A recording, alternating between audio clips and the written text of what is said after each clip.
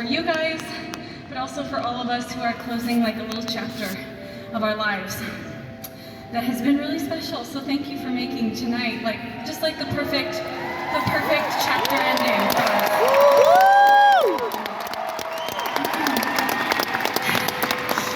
And you know, one of my favorite movies of all time though is a Christmas movie, and I just want to share why.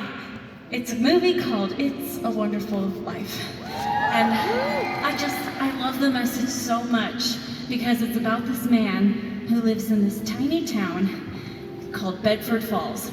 And ever since he's a little boy, he has these big dreams of traveling the world and writing stories that will inspire other people and inventing things that will change the world. However, as he grows up, things happen in the lives of the people around him, and they need his help, and one by one he gives up his chances to go on these adventures in order to help the people that he loves. And it reaches a point in the movie where he's never left Bedford Falls, and he thinks he probably never will. And because of that, he kind of decides that his life was meaningless and possibly even a waste. And he gets given this gift though, however, where he gets to see what the world would have been like if he had never lived. And everything in his little town is different. Everything is different for the worse, especially for those people that he loves so much.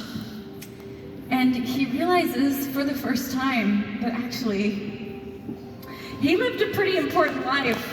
His life actually left a huge impact on this world, even as small and as simple as it had seemed to him. You know, and I think that sometimes we can all relate to this character because we look around and it seems like everyone else sometimes is making such big waves. And this planet seems so big, and sometimes it makes our corner, as small as it is, it makes it seem insignificant. But personally, I don't think it's possible to live a small life. Because the biggest moments that have made me who I am never came from someone speaking into a microphone in front of a crowd. They never came from seeing a viral video or anyone famous. No, the things that made me the person I am are those really quiet moments that happened within the walls of my very humble home growing up.